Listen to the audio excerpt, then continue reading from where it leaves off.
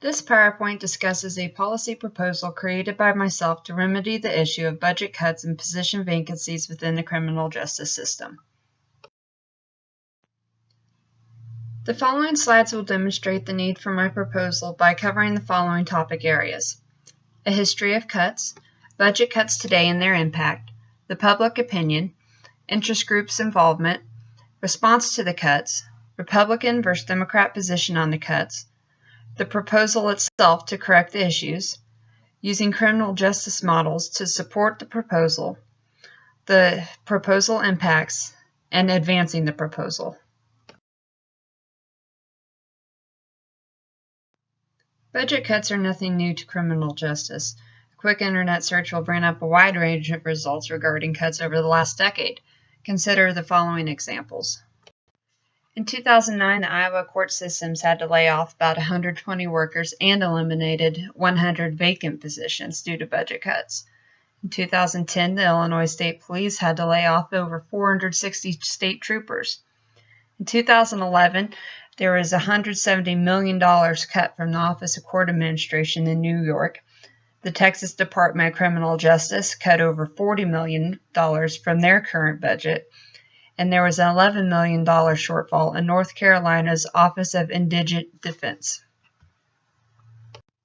In 2016, the Texas Department of Criminal Justice had to make the legislative request for the 2017 and 18 budget to cut around $250 million in order to comply with their instructions.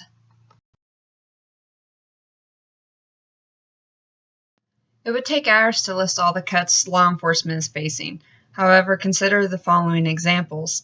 Some federal programs, such as the Office of Community-Oriented Policing Services and the Office of Violence Against Women, are facing potential cuts to reduce the federal budget. Also, the State Criminal Alien Assistance Program may be cut, which will create a loss of $210 million. The San Diego Unified School District is looking at cutting 21 resource officers due to budget cuts, and the New York Police Department may also lose $110 million in funding due to federal budget cuts in the Homeland Security Grant Program. The budget cuts are still rolling in this year, not only federally, but at a state and local level as well. The courts are impacted by the budget cuts as well. Currently this month, North Carolina is in the news with the massive cuts that have taken place. State funding for legal aid groups that represent low-income defendants has been cut by $1.6 million. This could result in 35 attorneys and staff members being fired. $10 million has been cut from their Department of Justice. So far, 45 positions have been eliminated, 16 of which were vacant in the first place. North Carolina's Attorney General is also considering laying off 100 staffers, most of which are lawyers. In all, the American Bar Association has found that most states have cut court funding 10 to 15% in the last 3 years. Corrections across the country have felt the impact of budget cuts also. The Department of Corrections in Montana may be required to cut $3 million if state revenues continue to fall short. Right now, they're only allowed to hire 94% of the staff that is authorized by the current budget. A county in Pennsylvania is looking at cutting $1.8 million in their general funding, $978,000 of which is going to be cut from the adult and juvenile probation departments, which means that they'll have to lay off 22 probation workers in that department. Also, the Department of Corrections in Texas is being forced to cut another 4%, or $248 million from their budget for 2018 and 2019. They're facing a potential reduction in staff of 2,000 people. You can get a sense of the public opinion of criminal justice budget cuts by looking at the tone of the articles on the subject online. The general agreement appears that most oppose the reductions in funding. One article stated that cuts undermine justice and public safety as well as due process rights. Another article held that reducing visitation hours in New York due to budget cuts, as well as eliminating 39 corrections officers, is a bad idea.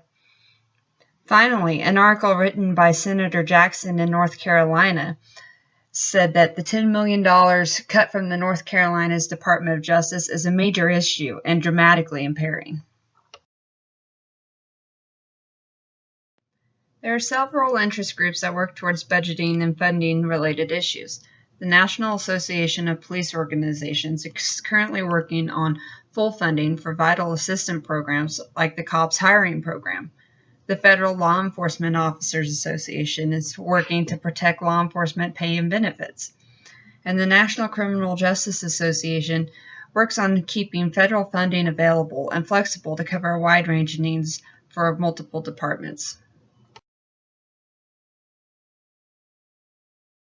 Departments are struggling to operate under the decreasing budgets. For example, they're now streamlining operations, cutting back on visibility patrols, and reducing officer numbers. In addition, they're restructuring operations and how they generally operate. According to Peak, 18% of departments are no longer responding to all motor vehicle thefts, 9% are no longer responding to burglar alarms, 17% stopped responding to some calls for service, and 26% have reduced their investigative follow-ups. The courts are being forced to make changes as well. They're operating under reduced hours, undergoing furloughs, judges are spending less time on the bench, trials are being postponed, and judge vacancies are being left unfulfilled. The National Center for State Courts and the American Bar Association are helping the courts operate with reduced budgets, and they're evaluating the court structures and technology used. That way they can make the most of the budget they have.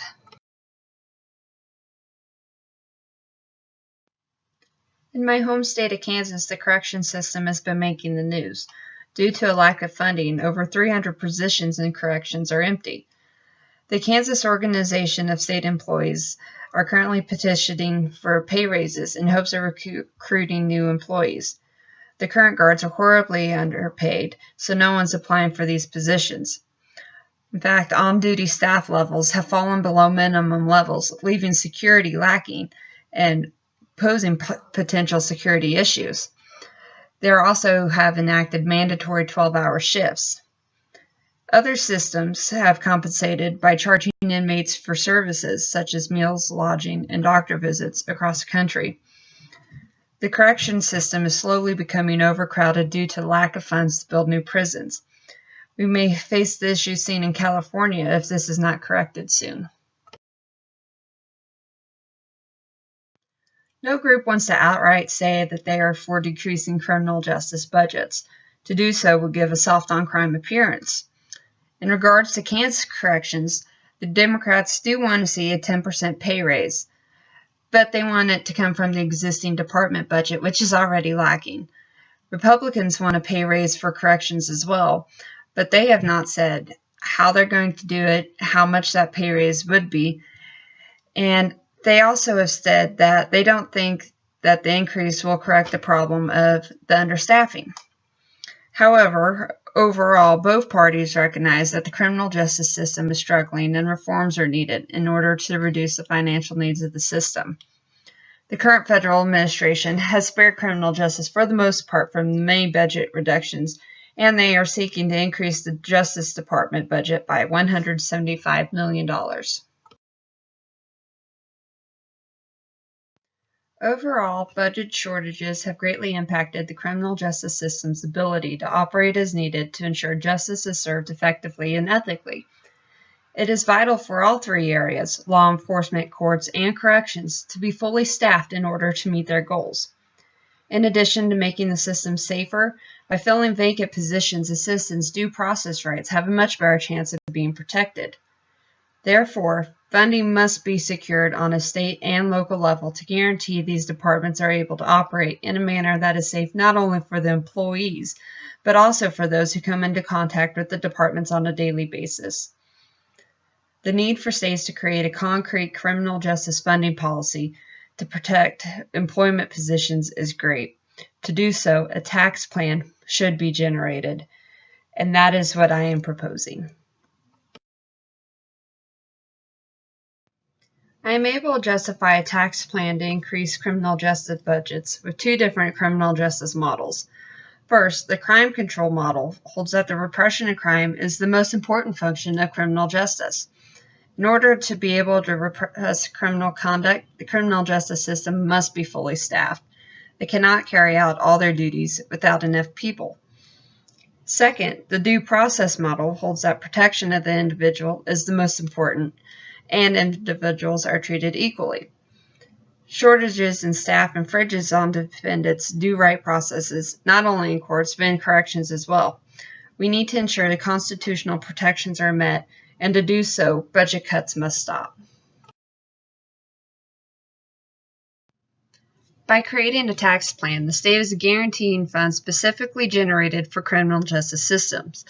The funds raised through these taxes will create the necessary income to hire employees to fill the vacant positions in law enforcement, the courts, and corrections.